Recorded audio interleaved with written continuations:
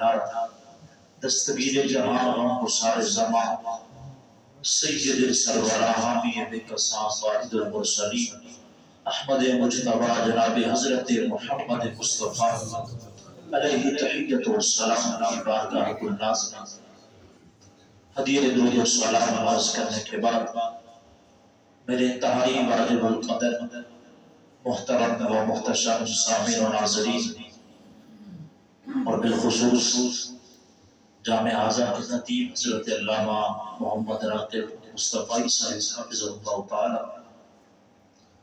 اللہ رب العزت کے فضل و کرم اور آقا کریم علیہ السلام کی نگاہ رحمت کا صدقہ آج ہم سب کو اس مسجد کے اندر ہفتہ درس قرآن میں شرکت کا موقع مل رہا ہے۔ دعا فرمائے اللہ جل وعلا ہم سب کا مل بیٹھنا اپنے دربار میں قبول فرمائے، اور جو کچھ واضح وصیت ہو اللہ ہم سب کو سنا کے یاد رکھ کے آگے پھیلانے کی اور عمل کرنے کی توفیق عطا فرمائے۔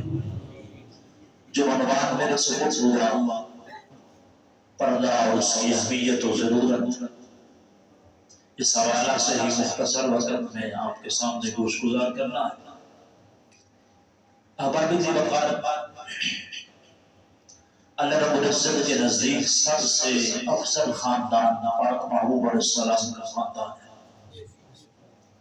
تمام گھرانوں میں سب سے افضل گھرانہ کریم آقا علیہ السلام کا گھرانہ ہے۔ تو اللہ رب العزت نے تعلیم امت کے لیے پاک محبوب علیہ السلام کی امت کو تعلیم دلانے کے لیے اس گھرانے سے ہی بات کا آغاز کیا ہے۔ یا نساء نبی کی نسل کا احد من النساء، اے نبی پاک علیہ السلام کی گھر والی لستم کا احد من النساء، تم عام عورتوں کی طرح نہیں، تمہارا تعلق نبی پاک علیہ السلام کے مقدس خاندان سے، تمہارا تعلق پاک محبوب علیہ السلام کی ذات سے، سرکار صلی اللہ علیہ وسلم کے گھرانے سے۔ لستم کا احد من النساء اتقيتن فلا تخضعن بالقول فيطمع الذي في قلبه مرض وقلن قولا معروفا۔ فرمایا کہ تم اس طرح بات نہ کرو، اگر امر و مجبوری کرنا پڑ جائے تو بات کرنے کا انداز، بات سنانے کا انداز، اور جو بات کوئی سوال کر رہا ہے اس کو جواب دینے کے انداز میں سختی ہونی چاہیے، لہجے میں سختی ہونی چاہیے، اور بات بھی کوئی اچھائی پر مبنی ہو۔ اب پاک محبوب علیہ السلام کا گھرانہ ہو، ازواج مطہرات کی بات ہو، جو ہم سب کی روحانی ایمانی قرآنی مایا ہے، ان کو یہ خطاب ہو، ان کے متعلق تو سوچا بھی نہیں جا سکتا، گمان بھی انسان نہیں کر سکتا کہ ان کے متعلق کہ وہ کوئی اسلام سے ہٹ کر بات کرے گی اور ایسی بات کرے گی جو شریعت مصطفیٰ میں جائز نہ ہو۔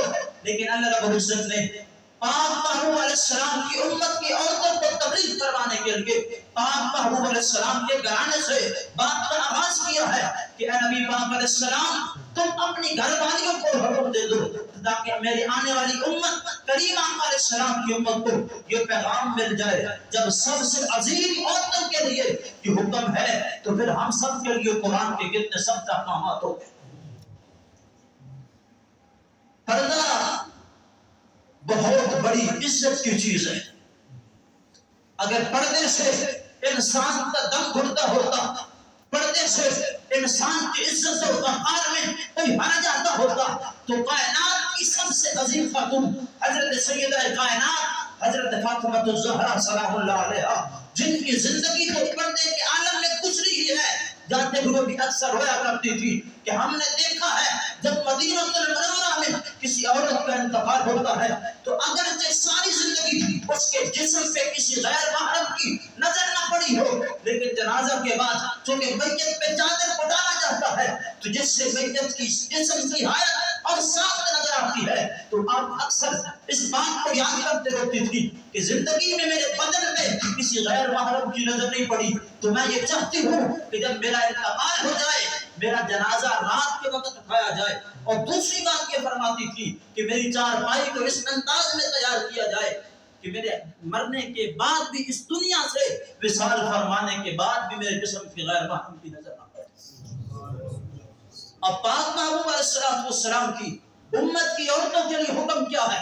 کریم آقا علیہ السلام کا فرمان صحیح بخاری شریف میں موجود ہے. سرکار فرماتے ہیں ان اللہ تعالی لعن الناظر والمنظر علیہ. سرکار صلی اللہ علیہ وسلم فرماتے ہیں کہ جو عورت گھر سے باہر بے پردہ نکلتی ہے، شریعت کے پردے کا اہتمام نہیں کرتی، سرکار صلی اللہ علیہ وسلم فرماتے ہیں کہ جب تک وہ عورت بے پردہ گھر سے باہر رہتی ہے، جو اس کو تکتے ہیں، جن کو تکانے کے لیے وہ نکلتی ہے، سرکار فرماتے ہیں گھر کے لوٹنے تک مسلسل رب تعالیٰ کی لعنتیں اس پہ برستی ہیں. اب جو عورت صبح سے لے کے شام تک بے پردہ بازاروں کی زینت بنے، وہ کتنی لعنتیں کما کے آئے گی.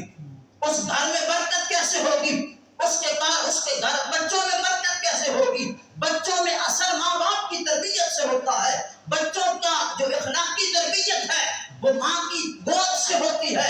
اگر ماں بازاروں کی زینت بن جائے، ماں کا بدن ننگا ہو جائے یا لباس ایسا ہو جائے، کریم آقا علیہ السلام کے فرمان کے مطابق کہ میری امت پہ ایک زمانہ ایسا بھی آئے گا، میری امت کے مرد اور عورتیں لباس پہن کے بھی ننگے ہوں گے.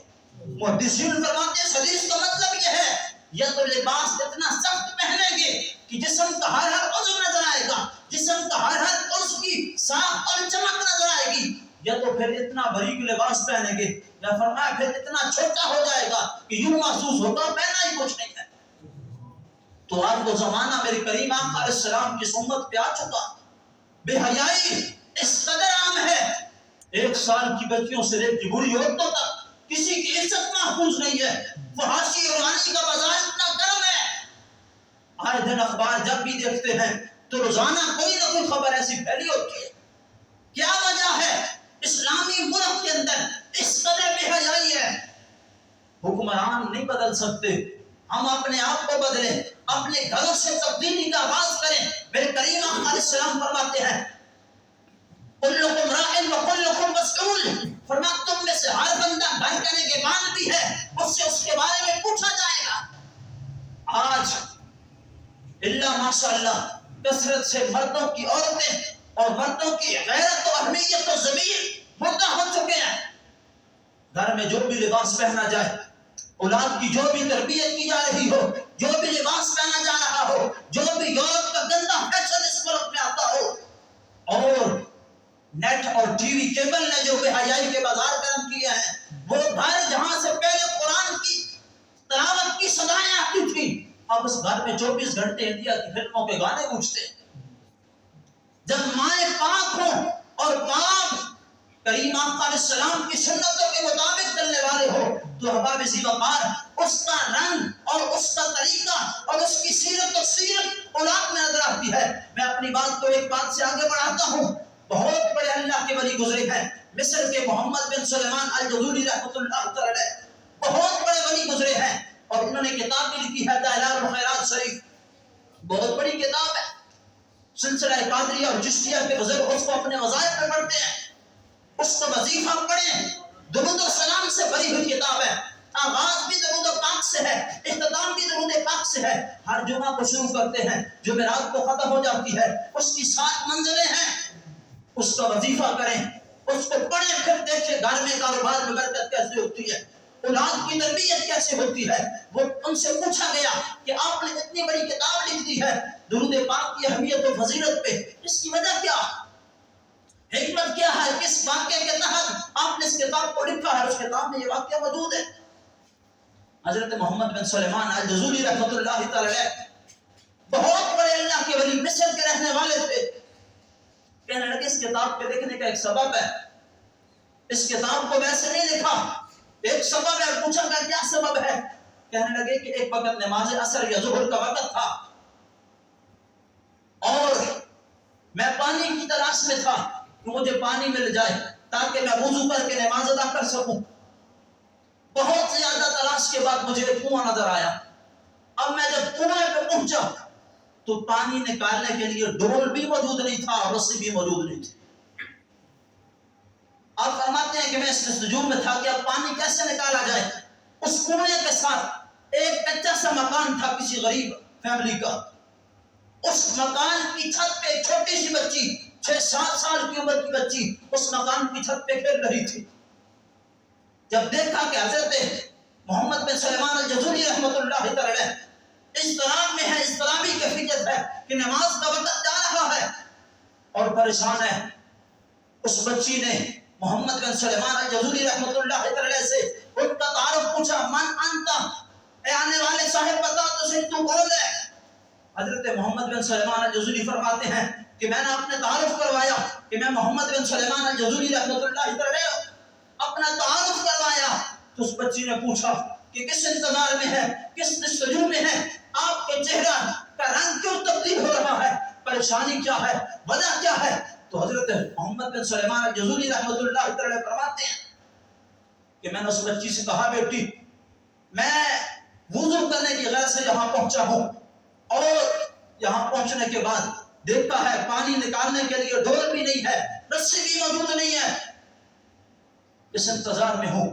اس بچی نے ہنسنا شروع کر دیا، کہا رب کے اتنے بڑے ولی ہو، آپ کی ولایت کا ڈنکا پورے مصر میں بجتا ہے اور اتنی طاقت بھی نہیں کہ کنویں سے پانی نکال سکے۔ محمد بن سلیمان فرماتے ہیں میں نے کہا بیٹی تو میری بات سمجھی نہیں ہے، میں نے کہا ہے کہ ڈول بھی موجود نہیں ہے، رسی بھی موجود نہیں ہے، تو میں پانی کیسے نکالوں؟ اس انتظار میں ہوں۔ اس بچی وہ نیچے نہیں اتری مکان کی چھت سے، وہیں سے نیچے جھانکا کنویں میں اور تھوک ڈال دیا کنویں میں۔ محمد بن سلیمان فرماتے ہیں لوگوں خدا کی عزت کی قسم مجھے پتا نہیں چلا اس بچی کا تھوک پہلے کنویں میں گیا ہے یا پانی کا غبارہ پہلے باہر نکل آیا، پانی پہلے باہر نکلا ہے یا تھوک پہلے کنویں میں گیا۔ اور بچی کہنے لگی محمد بن سلیمان اب کر لے وضو، پڑھ لے نماز۔ محمد بن سلیمان الجزوری فرماتے ہیں میں نے ہاتھ باندھ دیے، میں نے کہا او بیٹی میں وضو بعد میں کروں گا، مجھے پہلے یہ بتا تجھے یہ مقام ملا کیسے ہے، تجھے یہ مقام و مرتبہ ملا کیسے ہے؟ چھوٹی سی عمر ہے اور اس قدر ولایت کی منزل تجھے مل چکی ہے کہ تو نے اس کنویں کے اندر جو گہرا اتنا تھا کہ پانی نکالنا مشکل تھا، تیرے تھوک ڈالنے کی دیر ہے کہ پانی چشمہ بھر کے باہر نکل آیا۔ اب بچی نے جب یہ سوال سنا تو کہا آپ کے اتنے بڑے ولی ہیں اور جانتے ہی نہیں ہے پانی کیسے نکلتا ہے؟ فرمایا اس کا سبب یہ ہے، اس منزل کے ملنے کا سبب یہ ہے کہ کثرت الصلاۃ علی النبی صلی اللہ علیہ وسلم۔ فرمایا محمد بن سلیمان اس کی وجہ یہ ہے مجھے جب بھی موقع ملتا ہے میں اپنے دن کا اکثر حصہ اپنے نبی پاک علیہ السلام پہ درود و سلام کرتا ہوں۔ فرمایا یہ منزل نبی پاک علیہ السلام کی ذات پہ درود و سلام پڑھنے کی وجہ سے ملتی ہے۔ محمد بن سلیمان فرمانے لگے وہ بچی تیرے مقدر پہ ناز کیوں نہ کروں، تیرے ماں باپ کتنے خوش نصیب ہیں، جب ماں باپ نیک ہو تو ان کی تربیت کا اثر اولاد میں نظر آتا ہے۔ یہ بات ایک مرتبہ میں نے اپنی مسجد میں بیان کی، ایک بزرگ ہیں سفید ریش، وہ اس بات کو سن کے رو رہے تھے، میں نے جمعہ کے بعد ان سے پوچھا کہ رونے کا سبب کیا ہے؟ کہنے لگے بیٹا میں یہ بات سوچ کے روتا تھا کہ وہ بچی اس قدر ولایت کے مقام پہ ہی تو اس کے ماں باپ کتنے نیک ہوں گے کہ جن کی تربیت کے سانچے میں بچی درود و سلام پڑھتی تھی تو رب نے اس کو یہ مقام عطا فرما دیا۔ محمد بن سلیمان فرماتے ہیں کہ میں وضو کرنے کے لیے جھکا، اس بچی نے مجھ سے پھر سوال کیا، فرمایا محمد بن سلیمان جانتے ہو وہ نبی کون ہے، وہ نبی کیسے ہیں؟ محمد بن سلیمان فرماتے ہیں میں نے ہاتھ باندھ دیے، میں نے کہا خدا کی قسم جانتا تو میں ہوں لیکن میرا عقیدہ یہ ہے پہچانتی آپ مجھ سے زیادہ ہے، جانتا تو میں ہوں ان کے بارے میں۔ وہ بچی کہنے لگی واللہ اذا ذابت الارض تمشی الی الاقصى، فرمایا خدا کی قسم وہ نبی تو وہ ہیں جب وہ کبھی چل کے مدینہ سے نکل کر کسی جنگل میں جاتے ہیں تو جنگل کے وحشی درندے جاڑیاں چھوڑ کے مصطفیٰ کی کملی میں آ کے بنا دیتے ہیں، اس قدر محبوب نبی ہیں۔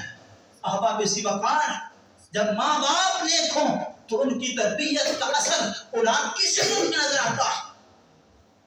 آج تباہی آغاز سے پھیل جاتی ہے، نکاح سے ہی تباہی کا آغاز ہو رہا۔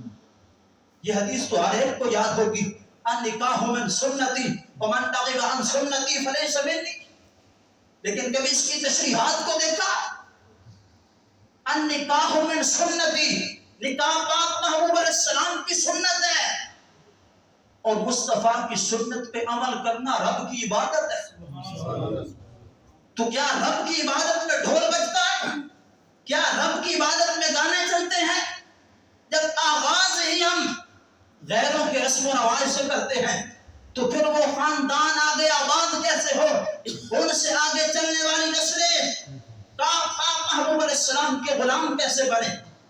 ایسے خاندان کہ جن کا آواز کنجریوں کے گانوں سے ہوتا ہے، انڈیا کی فلموں سے ہوتا ہے، یہود و نصارہ کی کلچر سے ہوتا ہے، ایسے لوگوں کے ملنے سے پیدا ہونے والی اولاد جس کو ڈانسر تو بن سکتے ہیں، خدا کی قسم حسین کے غلام نہیں بن سکتے۔ حیدرآباد دکن انڈیا کا شہر ہے، وہاں پہ جلسہ تھا، ایک ہندو عورت نے کھڑے ہو کر مسلمانوں سے سوال کیا، کہا مسلمانوں بتاؤ تو صحیح، 14 صدیاں گزر گئی، تم میں ایک حسین آیا ہے، دوسرا حسین کیوں نہیں آیا؟ چند لمحات گزرے، کوئی جواب نہ آیا، پھر وہ عورت کھڑی ہوئی، پھر اس نے یہی سوال کیا، چند لمحات پھر گزر گئے، پھر اس نے یہی سوال دہرایا۔ اس مجمع میں ایک بزرگ سفید ریش بیٹھے تھے، وہ کھڑے ہو کے کہنے لگے ہندو عورت سن، دوسرا حسین آ سکتا ہے، فاطمہ جیسی ماں کوئی نہیں رہی، علی جیسا باپ کوئی نہیں رہا، سیرت و کردار اگر ماں باپ کا اچھا ہو تو اس کا اثر اولاد میں نظر آتا۔ میرے پاک محبوب علیہ السلام کے علماء سرکار فرماتے ہیں جس مقام پہ گانا گایا جاتا ہے تو گانا دل میں منافقت اور کھوٹ پیدا کرتا ہے اور اس انداز میں پیدا کرتا ہے جس طرح پانی کھیتی کو اگاتا۔ جب فحاشی اور اوریانی کے پروگرام ہم گھروں میں چلائیں، شادیوں پہ بڑے بڑے لوگوں کو ہم نے دیکھا ہے جو 5 وقت کے نمازی ہوتے ہیں، ان کی نمازیں بھی قضا ہو جاتی ہیں، بڑے بڑے لوگ، متقی لوگ۔ میرے پاک محبوب علیہ السلام کے ایک صحابی ہیں عبد الرحمن بن عاصم رضی اللہ تعالیٰ عنہ، 25 سال کی عمر میں ان کی شادی ہو جاتی ہے۔ قربان جب پاک محبوب علیہ السلام کے صحابہ کی تربیت پر، صحابہ کا انداز محبت پر، ہم میں سے آج بہت سے لوگ ایسے ہیں اللہ ماشاءاللہ جو سرکار صلی اللہ علیہ وسلم کی ذات کا ادب تو کرتے ہیں، سرکار کے فرمان کا ادب نہیں کرتے۔ دعا فرمائیں کہ اللہ ہمیں سرکار صلی اللہ علیہ وسلم کے فرمان کا عمل کرنے کی بھی توفیق عطا۔ اس صحابی رسول صلی اللہ علیہ وسلم نے اپنی شادی اور برات کا وقت وہ رکھا کہ جس دن ان کی شادی تھی 5 کی 5 نمازیں پاک محبوب علیہ السلام کی امامت میں، 25 سال کی عمر مبارک ہے۔ نماز فجر پڑھی، پھر ظہر پڑھی، ظہر سے عصر کے درمیان برات کا وقت تھا، برات لے کے آئے، عصر پھر حضور کی امامت میں پڑھی، نماز مغرب پڑھی، عشاء کے بعد پاک محبوب علیہ السلام نے صحابہ اکرام سے واعظ فرمانا شروع کر دیا۔ کنز العمال شریف کی جلد 6 نمبر 111 پہ یہ بات موجود ہے۔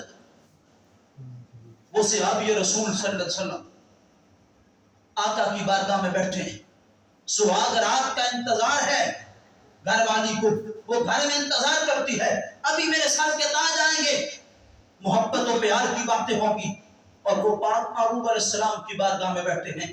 سرکار صلی اللہ علیہ وسلم کی بارگاہ میں بیٹھنے کا ادب کیا ہے، مقام کیا ہے؟ سیدی اعلیٰ حضرت فرماتے ہیں تیرے قدموں میں جو ہے غیر کا منہ کیا دیکھیں، کون نظروں پہ چلے، دیکھ کے طلبہ تیرا۔ سیدی اعلیٰ حضرت کا ان کو احترام دیکھیں پاک محبوب علیہ السلام کی ذات کا۔ یہ نہیں فرمایا کہ دنیا والوں کے حسن اور سرکار صلی اللہ علیہ وسلم کے حسن کا مقابلہ، سرکار صلی اللہ علیہ وسلم کے چہرے کے حسن و جمال کا مقابلہ، بلکہ فرمایا نہیں، کائنات کے تمام حسن ایک طرف ہے اور میرے پاک محبوب علیہ السلام کے قدمین سے لگنے والا تلوہ، وہ مقدس تلوہ جس نے پاک محبوب علیہ السلام کے قدمین کو بارہا مرتبہ چوما ہے، فرمایا اس کا ادب یہ ہے، دنیا والوں کے حسن ایک طرف ہے، سرکار صلی اللہ علیہ وسلم کے قدم سے لگنے والا، قدم مبارک سے لگنے والا نالین کا وہ تلوہ ایک طرف ہے، فرمایا وہاں پہ تلوے کا ادب اتنا ہے، اور وہ صحابی رسول تو سرکار صلی اللہ علیہ وسلم کے جنموں کی زیارت کر رہے، کب نہیں چاہتا تھا کہ سرکار صلی اللہ علیہ وسلم کی محفل سے اٹھ کے گھر کو چلے جائیں، ان کا گھر بھی مدینہ سے باہر تھا، کافی دیر تک یہاں تک کہ آدھی رات بیت گئی، صحابہ کی محفل جمی رہی، وہ صحابی رسول جن کی شادی تھی مصطفیٰ کی بارگاہ میں بیٹھے، میرے پاک محبوب علیہ السلام نے دعا فرمائی، صحابہ کو اجازت عطا فرما دی، چل پڑے، وہ صحابی رسول صلی اللہ علیہ وسلم بھی چل پڑے، چونکہ گھر مدینہ سے باہر تھا، جانے میں دیر لگ گئی، ابھی گھر پہنچے ہی تھے، دہلیز پہ قدم رکھا ہی تھا، اپنی اہلیہ کو دیکھا ہی نہیں تھا، ابھی گھر پہنچے ہیں اور جس مقام پہ وہ بیٹھی تھی اس مقام پہ جانے لگے تھے، مسجد نبوی سے صدا بلند ہو گئی. حضرت بلال حبشی رضی اللہ تعالیٰ عنہ نے اعلان فرمایا کہ پاک محبوب علیہ السلام نے کل جہاد کے لیے صحابہ کو طلب فرما لیا. وہ پاک محبوب علیہ السلام کا نوجوان صحابی وہیں سے پلٹ آیا. گھر والی نے بازو پکڑ لیا, کہا میرے سر کے تاج, اتنی رات بیت گئی ہے, آپ کا انتظار کرتے کرتے اب آئے ہو تو پھر واپس جا رہے ہو. فرمایا اگر میں سر کا تاج ہوں تو میرے سر کے تاج مصطفیٰ, ان کا بلاوا آ گیا ہے. وہ کہنے لگی اگر بلاوا آ ہی گیا ہے تو جہاد کے لیے اب تو نہیں نکلیں گے, نماز فجر پڑھ کے ہی نکلیں گے نا, تو اس لیے آپ میرے پاس ٹھہر جائیں. فرمایا میں نہیں ٹھہر سکتا, کہیں مصطفیٰ کا فرمان سن کر بارگاہ مصطفیٰ میں پہنچنے میں دیر نہ ہو جائے. وہیں سے پلٹ آئے, پاک محبوب علیہ السلام کی بارگاہ میں پہنچے تلوار لہراتے ہوئے. ایک ہاتھ میں تلوار ہے, دوسرے ہاتھ میں پاک محبوب علیہ السلام کی محبت بنا وہ تحفہ ہے جو پاک محبوب علیہ السلام نے شادی کی خوشی میں ان کو عطا فرمایا تھا. بارگاہ مصطفیٰ کریم علیہ السلام میں پہنچتے ہیں. صحابہ فرماتے ہیں پہلے پاک محبوب علیہ السلام کا صحابہ کو جنگ میں بھیجنے کا انداز مختلف تھا. آج ایک صحابی پہ نظر فرماتے تھے اور اس کے متعلق لوگوں کو بتاتے تھے کہ یہ اتنا بہادر ہے, یہ اتنا اسلام کی خدمت کرنے والا. اس دن سرکار صلی اللہ علیہ وسلم کے بھیجنے کا انداز مختلف تھا. وہ صحابی رسول جو اپنی آج کی سہاگ رات بارگاہ مصطفیٰ کے لیے لٹا کے آ رہے تھے, اس دن مصطفیٰ کی نظریں اس صحابی پہ پڑ گئی اور مسلسل اسی صحابی پہ رہی. نماز فجر ادا کی گئی, جہاد کے لیے صحابہ کو روانہ کر دیا گیا. میرے پاک محبوب علیہ السلام کی نظریں اسی نوجوان صحابی پہ. اس نوجوان صحابی نے اسلام کی خاطر جنگ میں حصہ لیا, بہت سے کفار کو وصف جہنم کیا. بلاخر ایک تیر ان کے سینے پہ لگا جو سینہ چیرتا ہوا گزر گیا. وہ صحابی رسول گھوڑے سے نیچے تشریف لائے اور ایڑیاں رگڑتے ہوئے بارگاہ مصطفیٰ کی طرف چلنے لگے. میرے پاک محبوب علیہ السلام نے صحابہ سے فرمایا ان سے پوچھو کس چیز کی ضرورت ہے. صحابہ نے پوچھا کہ اگر پانی کی ضرورت ہے پانی پلاتے ہیں, اگر بھوک محسوس ہوتی ہے منہ میں کھجور رکھ دیتے ہیں. وہ صحابی رسول کہنے لگے نہ مجھے پانی کی ضرورت ہے نہ کھجور کی ضرورت ہے, جس نبی کے لیے سہاگ رات لٹا کے آیا ہوں میں چاہتا ہوں آخری مرتبہ ان کا دیدار کر, پھر جسم سے روح نکل جائے گی. میں چاہتا ہوں آخری بار حضور کا چہرہ انور تو دیکھ. میرے پاک محبوب علیہ السلام نے جب یہ فرمان سنا کہ وہ میری بارگاہ میں آنا چاہتا, صحابہ سے فرمایا صحابہ اسی کو یہی روک لیں تاکہ کائنات تک آنے والے آخری امتی تک یہ پیغام پہنچ جائے. جو مصطفیٰ کی عزت کے لیے اپنا سب کچھ لٹا دیتا ہے اس کو بارگاہ مصطفیٰ میں آنے کی ضرورت نہیں ہے. مصطفیٰ خود استقبال کے لیے تشریف لاتے ہیں. اس کو وہیں رکھا گیا. پاک محبوب علیہ السلام تشریف لائے, اس صحابی کا سر انور اپنی گود میں رکھا. کتنے خوش نصیب صحابی تھے. مصطفیٰ کریم علیہ السلام کی گود میں سر انور ہے. آخری مرتبہ اپنی آنکھیں کھول کے چہرہ مصطفیٰ دیکھتے ہیں, بدن سے روح مبارک نکل جاتی ہے. صحابہ فرماتے ہیں اس دن ہم نے عجیب منظر دیکھا, سرکار صلی اللہ علیہ وسلم کی آنکھوں سے آنسو بھی جاری تھے اور چہرے پہ تبسم بھی تھا, ہونٹوں پہ تبسم بھی تھا. صحابہ فرماتے ہیں اس سے پہلے ہم نے یہ منظر کبھی نہیں دیکھا.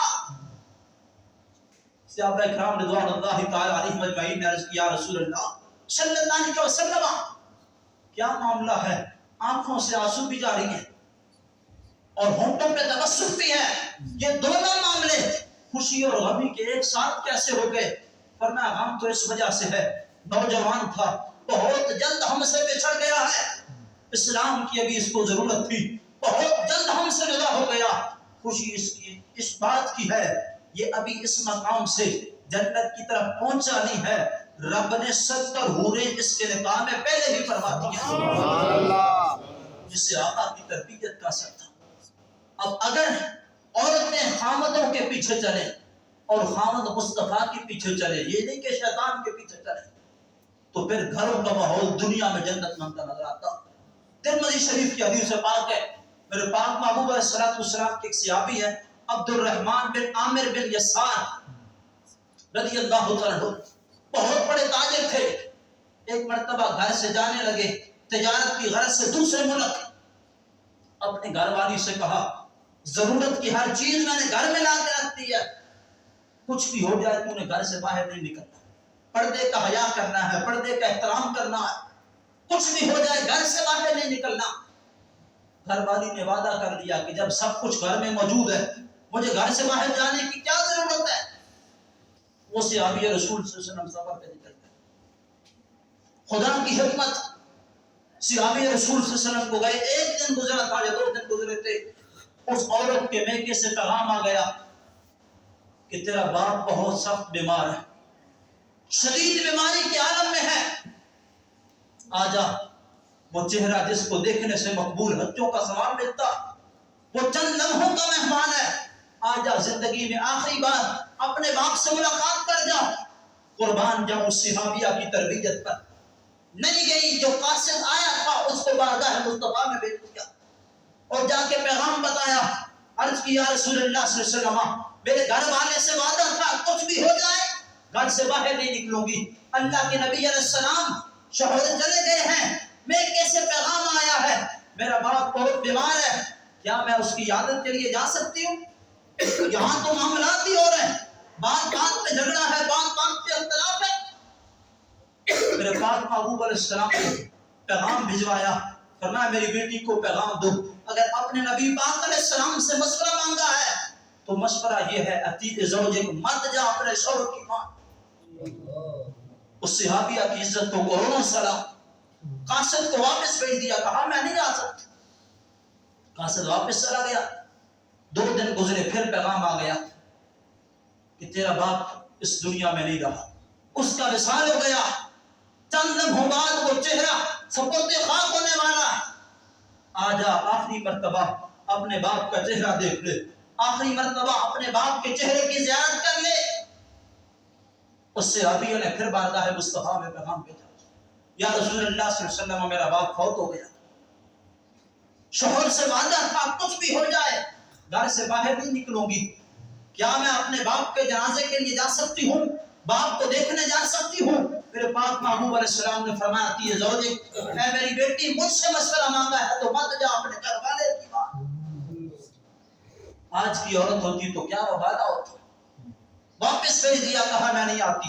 2 دن تو وہ عورت پیغام بھیجتی رہی، وہ صحابیہ پیغام بھیجتی رہی، تیسرے دن پاک محبوب علیہ السلام کا پیغام آ گیا، فرمایا میری بیٹی کو بشارت دو، قد غفر اللہ لک بابیک بالعطیہ زوجک، رب کائنات نے تیرے شوہر کی اتباع کی وجہ سے تیرے باپ کی مغفرت کروا۔ سبحان اللہ۔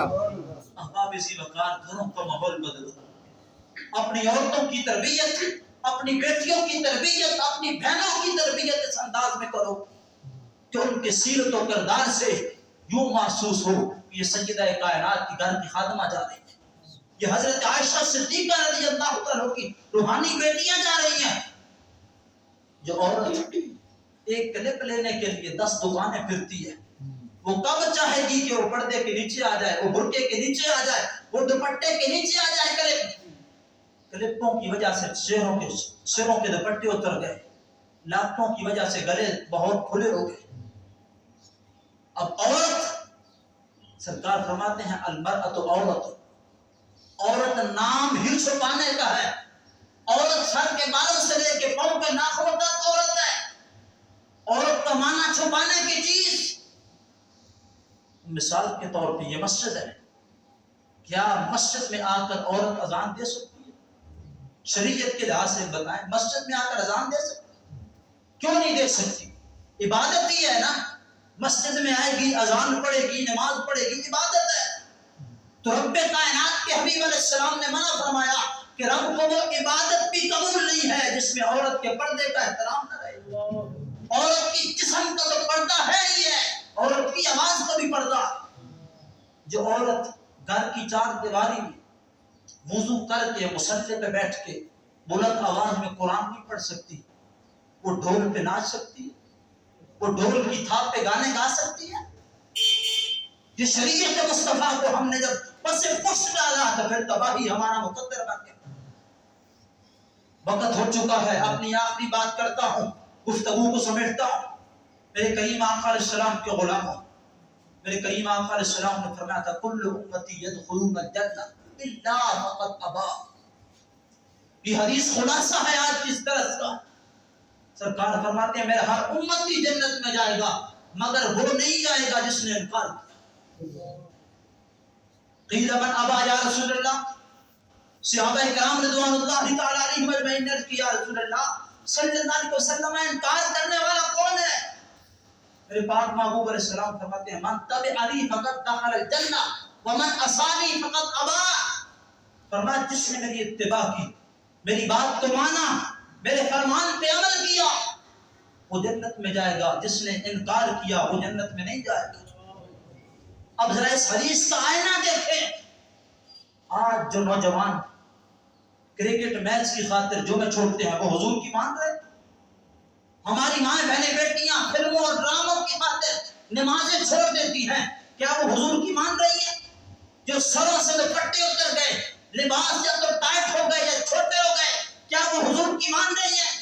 بہت سے بوڑھے بوڑھے لوگ جو ہوٹلوں اور کلبوں میں بیٹھ کر تاش کھیلتے رہتے ہیں، تاش کھیلتے رہتے ہیں، مسجد میں نماز پڑھنے نہیں جاتے، وہ حضور کی مان رہے ہیں.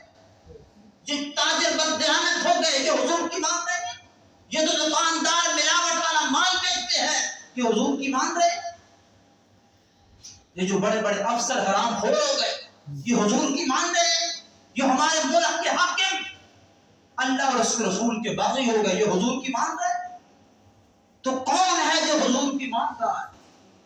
اور سرکار فرماتے ہیں جو نہیں مانے گا وہ جنت میں نہیں جائے گا. تو اس لیے اس حدیث کے اوپر عمل کریں. منکر شریعت سرکار صلی اللہ علیہ وسلم کی بارگاہ میں وہ ہے جو سرکار کے فرمان کو نہ مانے. اس لیے اپنے گھروں کی تربیت، اپنی بچیوں کی تربیت قرآن و سنت کی روشنی میں کرو. یہ جو میرا جسم میری مرضی کا نعرہ ہے، اس سے دیکھا تباہی کتنی پھیلی ہے. ایک تو مرضی